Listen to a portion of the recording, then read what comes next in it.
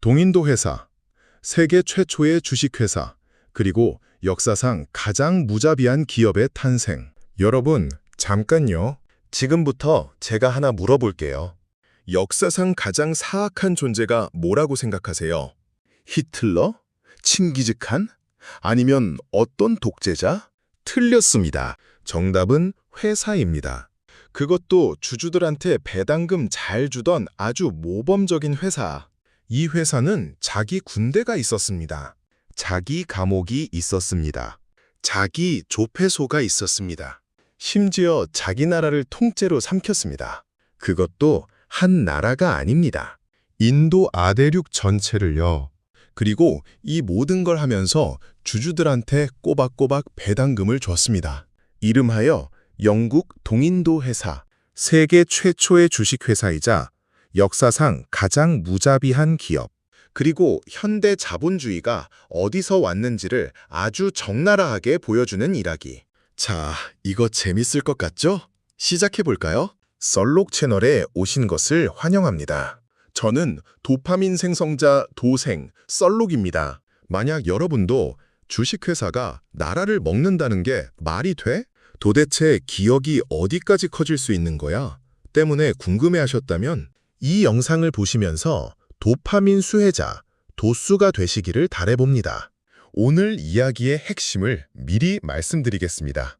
동인도 회사는 단순한 무역 회사가 아니었습니다. 이 회사는 인류 역사에서 처음으로 주식을 발행했고, 처음으로 주주 책임 유한제를 만들었고, 처음으로 법인이라는 개념을 만들었습니다.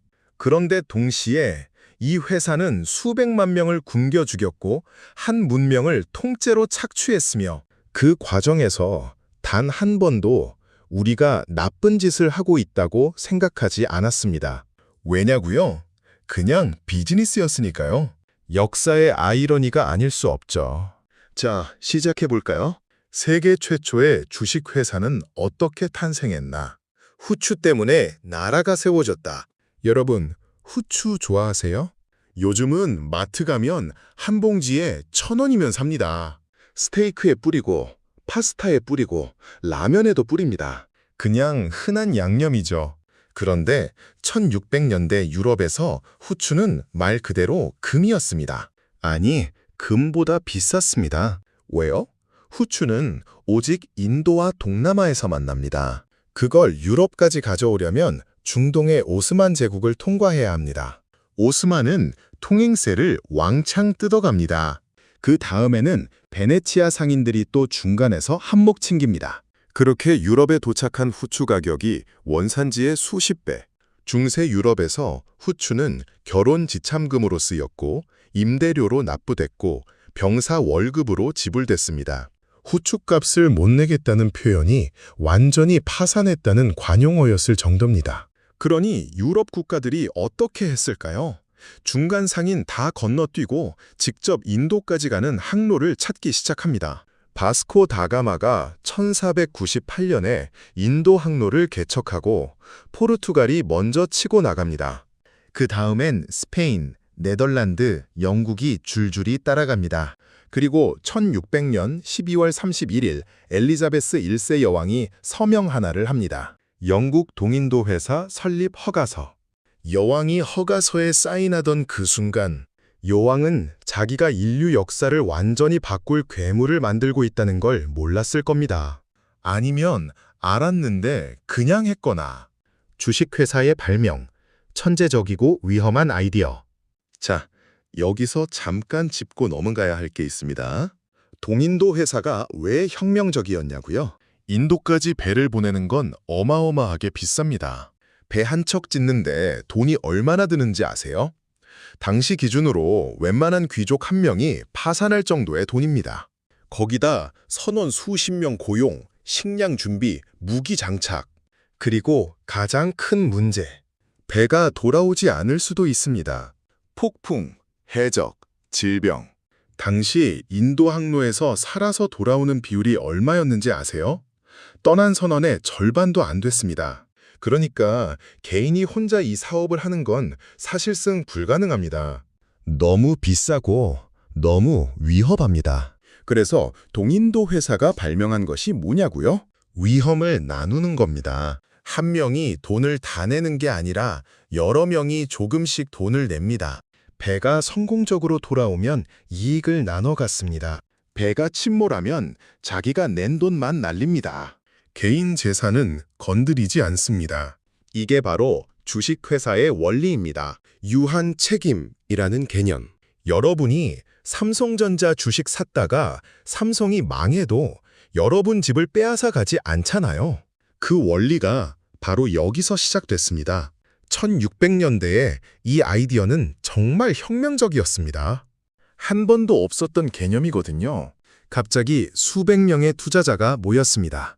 귀족도 있고 상인도 있고 심지어 평범한 시민도 있었습니다. 각자 조금씩 돈을 냈고 회사는 그 돈으로 인도에 배를 보냈습니다. 천재적인 아이디어죠? 그런데 이 천재적인 아이디어가 어떤 방향으로 흘러갔는지 계속 들어보시면 압니다. 경쟁자 네덜란드, 사실 더 무시무시했던 그놈들. 잠깐 영국 동인도 회사 이야기를 하기 전에 경쟁자 이야기를 먼저 해야 합니다. 네덜란드 동인도 회사, 줄여서 VOC입니다. 영국보다 2년 늦은 1602년에 설립됐는데 영국보다 훨씬 공격적이었습니다. 정말 살벌하게.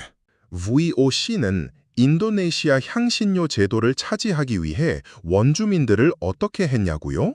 벤다 제도라는 작은 섬에서 있었던 일입니다. 1621년 VOC 총독 얀 피터스 존 코엔이 군대를 이끌고 들어갑니다. 당시 벤다 제도 인구는 약 15,000명이었습니다.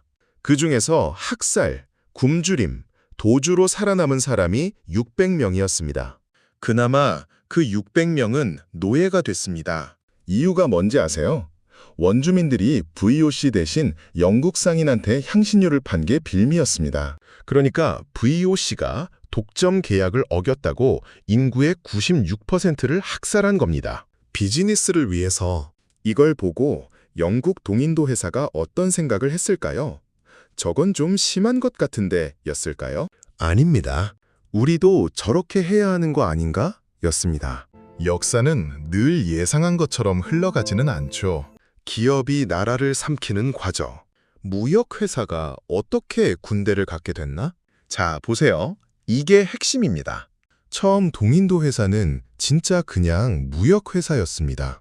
인도에서 면직물, 후추, 차, 비단 사와서 유럽에 팔고 차익을 챙기는 회사. 아주 평범한 장사꾼이었습니다. 그런데 인도에서 장사를 하다 보니 문제가 생깁니다. 창고를 지어야 합니다. 창고를 지으려면 땅이 필요합니다. 땅을 지키려면 경비가 필요합니다. 경비가 있으면 지역 세력이 시비를 겁니다. 시비를 물리치다 보면 더 넓은 지역을 통제하게 됩니다. 이 논리가 어디서 멈춰야 하는지 동인도 회사는 한 번도 자문하지 않았습니다. 1611년 수라트 전투. 동인도 회사가 처음으로 무굴 제국으로부터 교역 허가를 따냅니다. 어떻게요? 포르투갈 함대를 격파해서요. 총칼로 얻어낸 첫 번째 특권입니다. 1640년 마드라스에 상체를 짓습니다. 이름이 세인트 조지 요새. 무역 거점이라는데 성체의 대포가 50문이 넘습니다. 이게 무역회사의 물류창고인가요? 1668년 영국 왕실이 봄베이를 동인도 회사에 임대합니다. 임대료가 얼마였는지 아세요? 연 10파운드. 우리 돈으로 약 15,000원. 1년에 15,000원에 봄베이, 지금의 뭄바이를 빌린 겁니다. 그리고 1690년 캘커타에 또 요새를 짓습니다. 이름이 윌리엄 요새. 이쯤 되면 이건 무역회사가 아닙니다. 이건 군사조직입니다. 그런데 여기서 가장 황당한 게 뭔지 아세요? 이 회사가 영국 정부한테 뭔가를 받은 게 아닙니다. 오히려 반대입니다. 동인도 회사가 영국 정부한테 돈을 빌려줬습니다. 영국 정부가 빚쟁이였고 회사가 채권자였습니다.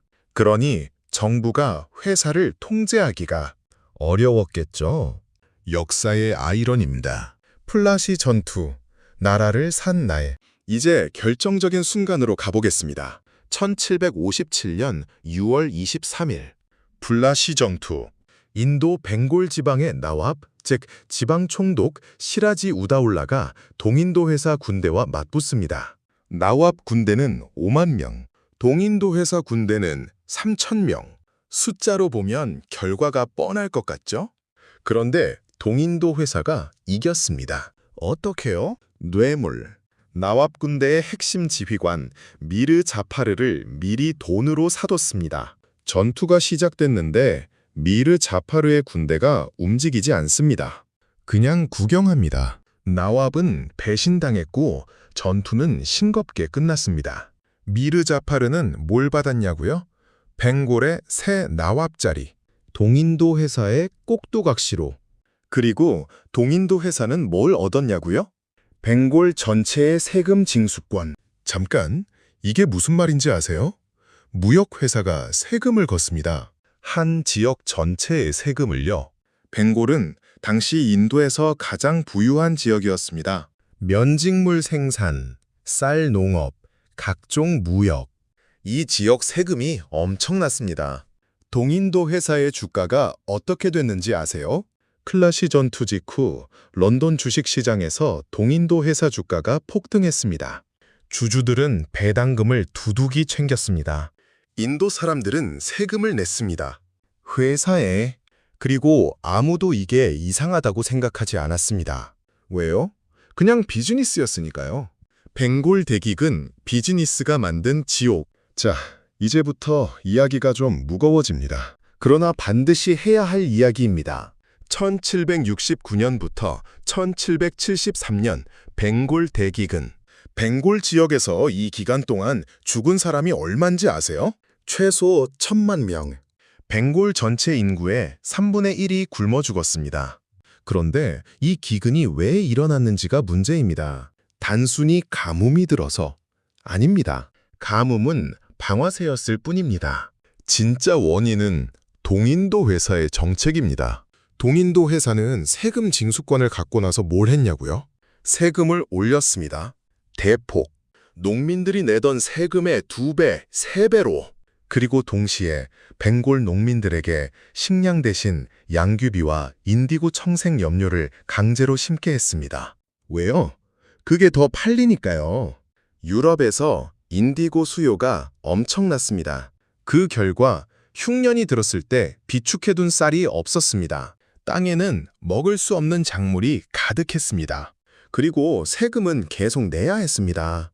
사람들이 굶어 죽어가는 동안 동인도 회사의 창고에는 쌀이 있었습니다. 그런데 이 쌀을 풀지 않았습니다. 왜요? 비쌀 때 팔아야 수익이 더 나니까요. 이 기간 동안 동인도 회사의 이익은 줄지 않았습니다. 오히려 세금 징수는 계속됐습니다. 1,000만 명이 죽는 동안 회사는 흑자를 냈습니다. 저는 이 대목에서 할 말을 잃었습니다. 여러분은 어떠세요? 기업이 나라를 먹으면 어떻게 되는가? 클라이브, 헤이스팅스, 영웅인가 악당인가? 자, 이 엄청난 이야기를 만들어낸 인물들을 소개해드려야겠죠? 먼저 로버트 클라이브, 플라시 전투를 이끈 사람입니다. 이 사람의 배경이 걸작입니다. 원래 동인도 회사 말단 서기였습니다. 그냥 장부나 적던 사람. 그런데 18살에 인도에 와서 너무 심심하고 우울한 나머지 2번이나 자살을 시도했습니다. 총이 2번 다 불발이 났습니다. 클라이브가 이때 뭔 생각을 했을지 모르지만 이후에 아주 적극적으로 살았습니다. 플라시 전투 이후 클라이브는 벵골에서 뭘 했냐고요? 먼저 자기 주머니를 채웠습니다. 개인적으로 챙긴 돈이 당시 기준으로 23만 4천 파운드. 지금 가치로 최소 3천억 원이 넘는다는 추산이 있습니다. 영국에 돌아와서는 어떻게 됐을까요? 영웅 대접받았습니다. 기사 자귀 받았습니다. 의회 의원도 됐습니다. 초상화도 그려졌습니다. 그런데 나중에 영국 의회에서 인도에서 벌인 짓 때문에 조사를 받습니다. 클라이브가 의회에서 한 말이 압권입니다. 저는 그토록 부유한 나라, 그토록 무기력한 왕들 앞에 서 있었습니다. 제가 가져간 게 고작 이것뿐이라는 사실에 스스로 놀랍습니다. 본인도 더 가져갈 수 있었는데 조금만 가져왔다고 생각한 겁니다. 이 사람 진짜 무서운 사람입니다. 클라이브 다음은 워런 헤이스팅스, 동인도 회사 초대 인도 총독입니다. 이 사람도 영국에 돌아와서 의회 탄핵을 받습니다. 7년이 넘는 재판 끝에 무죄. 재판에 든 비용이 너무 많아서 이 사람도 파산 직전까지 갔습니다. 동인도 회사는 이들을 조종했을까요? 아니면 이들이 동인도 회사를 조종했을까요? 사실 그건 중요하지 않았습니다. 시스템이 돌아가고 있었으니까요. 개인의 도덕은 시스템 앞에서 별 의미가 없었습니다. 회사의 군대가 나라의 군대보다 강하면. 자, 보세요. 얼마나 황당한 일이 벌어졌는지 숫자로 한번 볼게요. 최전성기 동인도 회사의 군대 규모는 얼마였을까요? 26만 명. 영국 본국 정규군이 당시 얼마였는지 아세요? 25만 명. 동인도 회사 사병이 영국 전규군보다 많았습니다. 이건 기업이 국가를 능가한 겁니다. 군사력에서. 그리고 이 군대가 인도에서 한 일은 단순히 무역 보호가 아니었습니다. 마이소르 전쟁, 마라타 전쟁, 구르카 전쟁, 버마 전쟁, 아프간 전쟁. 동인도 회사는 수십 년에 걸쳐 인도 아대륙 전체를 전쟁으로 점령해 나갔습니다. 이 모든 전쟁의 명목이 걸작입니다. 무역로 보호, 아군 세력 지원, 지역 불안정 해소. 어디서 많이 들어본 명목 아닌가? 그런데 가장 황당한 건 뭐냐면 이 전쟁 비용을 인도인들이 냈다는 겁니다. 인도에서 거둔 세금으로 인도를 점령하는 전쟁 비용을 댄 겁니다. 내 세금으로 나를 침략하는 전쟁에 쓴 거죠. 이 역설을 당시 어느 인도 귀족이 꿰뚫어 봤습니다. 이 회사는 우리 칼을 우리 가슴에 꽂고 있다. 기업이 세상을 지배한 결말. 세포의 항쟁. 인도가 드디어 터지다. 모든 것에는 끝이 있습니다. 동인도 회사에 대해 1857년 세포의 항쟁이 터집니다. 세포이는 동인도 회사 군대에 고용된 인도인 용병을 말합니다. 이 사람들이 반란을 일으킵니다. 직접 고용한 병사들이 고용주한테 총을 겨눈 겁니다. 발단이 황당합니다. 새로 지급된 소총 실탄 포장지를 2로 뜯어야 했는데 이 포장지에 소기름과 돼지기름이 발려있다는 소문이 퍼진 겁니다. 힌두교도는 소를 신성시하고 무슬림은 돼지를 불결하게 여깁니다. 두 종교 모두 격분했습니다. 물론 이게 전부는 아닙니다. 수십 년간 쌓인 착취와 무시와 모욕이 이 사건을 빌미로 한꺼번에 터진 겁니다. 반란은 엄청난 규모였습니다. 동인도 회사는 간신히 진압했습니다. 그리고 그 진압 과정에서 저지른 폭력이 또 역사에 기록됩니다. 그런데 이 반란이 낳은 가장 큰 결과가 뭔지 아세요? 동인도 회사의 해체입니다. 영국 본국 정부가 결정합니다. 이 회사 이제 우리가 직접 관리한다. 1858년 동인도 회사는 인도에 대한 모든 지배권을 영국 정부에 넘깁니다. 1874년에 공식 해산. 257년의 역사를 가진 회사가 사라졌습니다. 그런데 아이러니가 또 있습니다. 동인도 회사가 사라지고 나서 인도에 온 건 뭔지 아세요? 영국 여왕의 직접 통치, 인도 제국, 또 다른 형태의 지배. 회사는 사라졌지만 착취는 계속됐습니다. 형태만 바뀌었을 뿐 동인도 회사가 남긴 것. 자, 큰 그림을 보아야 할 시간입니다. 동인도 회사가 인류 역사에 남긴 것들을 정리해 드릴게요. 첫째, 주식회사의 발명. 앞서 말씀드렸죠. 유한 책임, 주식 발행, 이사회 구조. 이게 다 동인도 회사에서 시작됐습니다. 삼성, 애플, 구글. 오늘날 모든 주식회사의 원조가 동인도 회사입니다. 둘째, 자유무역이라는 이데올로기. 동인도 회사는 인도의 자유무역을 강요했습니다. 인도의 전통 면직물 산업을 파괴하고 영국 공장제 면직물을 팔았습니다. 경쟁이 아니라 총칼로 만든 자유무역입니다. 오늘날 강대국이 약소국의 자유무역을 강요하는 패턴의 원조입니다. 셋째, 그리고 가장 중요한 것. 인도가 왜 오랫동안 가난했냐는 문제입니다. 경제학자 우트사 파트나이크의 연구에 따르면 영국이 200년 동안 인도에서 빼간 돈이 약 45조 달러라는 추산이 있습니다. 우리 돈으로 6경원. 숫자를 보고 제가 눈을 3번 비볐습니다. 6경원. 인도가 왜 독립 이후 오랫동안 가난했는지 이 숫자 하나가 설명해 줍니다. 역사의 아이러니, 그리고 우리가 배울 것. 마지막으로 이 이야기가 우리에게 주는 교훈을 생각해 봅시다. 저는 이 이야기를 준비하면서 계속 이런 생각이 들었습니다. 동인도 회사는 악마들이 만든 게 아니었습니다. 평범한 투자자들, 합리적인 경영자들, 나름 법을 지키려 했던 관료들이 만들었습니다. 그런데 그 시스템이 결국 1000만 명을 굶겨 죽이고 한 문명을 착취했습니다. 왜요? 이익을 극대화하는 구조가 만들어지면 그 구조 안에 있는 개인들은 각자 합리적인 선택을 합니다. 그런데 그 합리적 선택들이 모이면 집단적으로 비합리적이고 잔인한 결과를 만들어냅니다. 이걸 경제학에서는 집합적 행동 문제라고 합니다. 그런데 사실 우리 주변에서도 늘 봅니다. 아무도 나쁜 짓을 하려는 게 아닌데 시스템이 나쁜 결과를 만들어내는 경우. 그리고 여기서 가장 중요한 질문이 있습니다. 지금 21세기에 동인도 회사 같은 기업이 없을까요?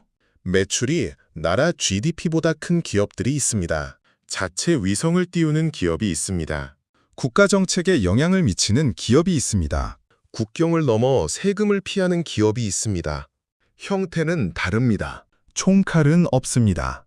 훨씬 세련됐습니다. 그런데 구조는 똑같습니다. 이익을 극대화하는 시스템, 그 안에서 각자 합리적인 선택을 하는 사람들, 그리고 그 결과가 어딘가에서 누군가에게 청구서로 날아갑니다. 역사를 알면 현재가 다르게 보입니다. 동인도 회사는 사라졌습니다. 그러나 동인도 회사가 만들어낸 논리는 지금도 살아 있습니다. 우리가 매일 쓰는 스마트폰 안에, 우리가 클릭하는 쇼핑몰 안에, 우리가 가입한 플랫폼 안에. 무섭지 않으세요? 자, 오늘 우리가 함께 이야기한 것들을 정리해 볼까요? 후추 때문에 시작된 회사, 주식을 발명하고 배당금을 주고 세계 최초의 주식회사가 됐습니다.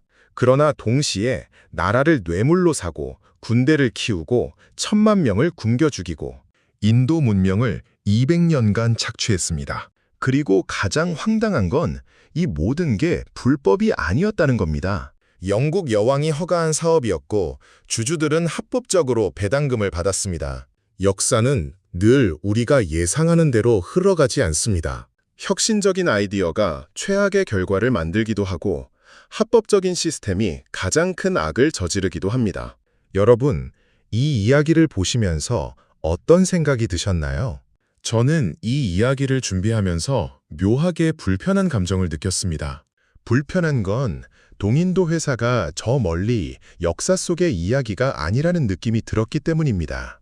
형태만 바뀌었을 뿐 지금도 어딘가에서 비슷한 일이 벌어지고 있을 수 있다는 생각, 그리고 우리 모두가 그 시스템 어딘가에 연결되어 있다는 생각. 역사의 아이러니는 항상 이런 식입니다. 가장 창의적인 발명이 가장 잔인한 도구가 될 수 있고 가장 합리적인 시스템이 가장 비합리적인 결과를 만들 수 있습니다.